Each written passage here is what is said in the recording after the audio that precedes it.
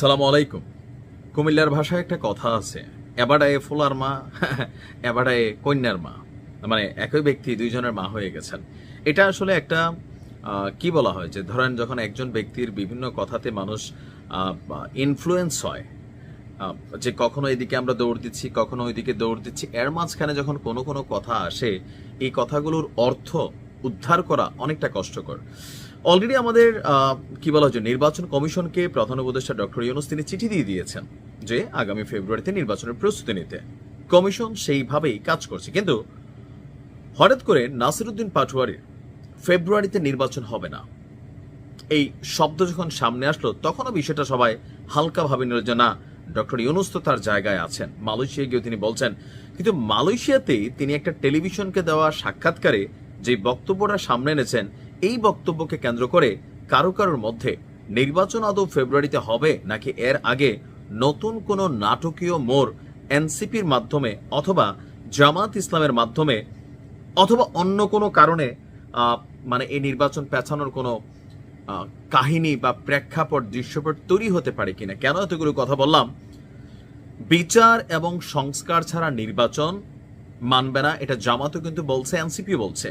তো ঠিক সেই একই কথা হঠাৎ করে যখন মালয়েশিয়ার সিএনএ টিভিকে সাক্ষাৎকার দেওয়ার মধ্যে ডক্টর ইউনূস বলছেন, তুমি যতবারে বিদেশ যান একটা ইন্টারভিউ দেন, এটা নিয়ে প্যাস একটা লাগাই আসেন, আইসা দেশে একটা লম্বা চূড়া আলোচনা চলে। তো তিনি কি বললেন? বিচার এবং সংস্কার ছাড়া নির্বাচন হলে পুরনো সমস্যা ফিরবে। আর তার পুরো এখানে বলা হয়েছিল যে আপনার অন্তর্বর্তী সরকারের 1 বছর পার হয়েছে, তো নির্বাচন নিয়ে আপনার অবস্থান কি যদি আমরা একটু দেখি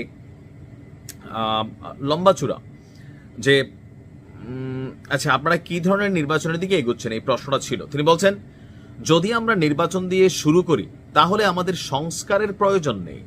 তো নির্বাচন দিয়ে শুরু করলে এটা তো হয় নাই, সংস্কার দিয়ে শুরু হয়েছে, বিচারের প্রয়োজন নেই তিনি বলছেন, কারণ আমাদের পক্ষ থেকে নির্বাচন হলে সবকিছু শেষ হয়ে যাবে, তাহলে সবকিছু নির্বাচিতদের হাতে চলে যাবে। নির্বাচিতরা তো জনগণের ম্যান্ডেট নিয়ে আসবে, তো দেশের রাষ্ট্র জনগণের ভবিষ্যৎ তো নির্বাচিত প্রতিনিধিরাই এটা করবে।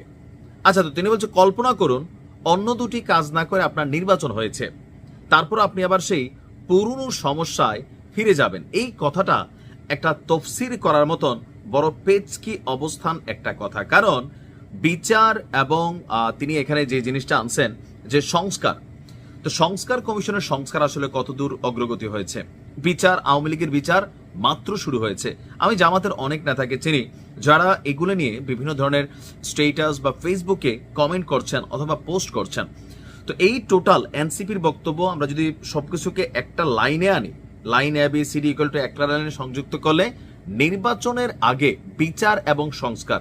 এখন বিচার তো একটা চলমান প্রক্রিয়া, সংস্কারও একটা চলমান প্রক্রিয়া। বিএনপি যেটা বোঝানোর চেষ্টা করছে বা সাধারণ সেন্সে আমরাও যতটুকু বুঝি, তাহলে ডক্টর ইউনূস হঠাৎ করে কেন এই কথাটা বললেন যে মানে নির্বাচনটা তিনি কি প্রেসারে দিচ্ছেন? মানে নির্বাচন দেওয়ার মতন পরিবেশ প্রেক্ষাপট তৈরি হয় নাই, বিএনপির চাপে পড়া অথবা লন্ডনে গিয়ে তারেক রহমানের চাপে পড়া তিনি নির্বাচন দিতে রাজি হইলেন? যদি তাই না হয় তাহলে তিনি কেন বললেন যে বিচার এবং সংস্কার ছাড়া নির্বাচনের প্রয়োজন নেই? বিচার এবং সংস্কার ছাড়া যদি নির্বাচন দিয়াই দেয় তো সবকিছু নির্বাচিতদের হাতে চলে যাবে। তো আমার একটা জায়গাতে প্রশ্ন, আপনি তো ইতিহাসের সর্বসেরা একটা ভোট করবেন, তো সেই ভোটে জনগণ যাদেরকে ভোট দিবে, এবার হোক এনসিপি, হোক জামাত ইসলাম, হোক বিএনপি, তারা তাদের নির্বাচনী যে ওয়াদা থাকবে, ম্যানিফেস্টো থাকবে, সেখানে তারা বিষয়গুলা জনতার সামনে নিয়ে আসবে। নির্বাচনে পাশ করলে তারা ওই কাজগুলাই করবে। এখন সংকটটা কোথায়, ভয়টা কোথায়? যদিও তিনি এখানে কোনো কিছু বলছেন যে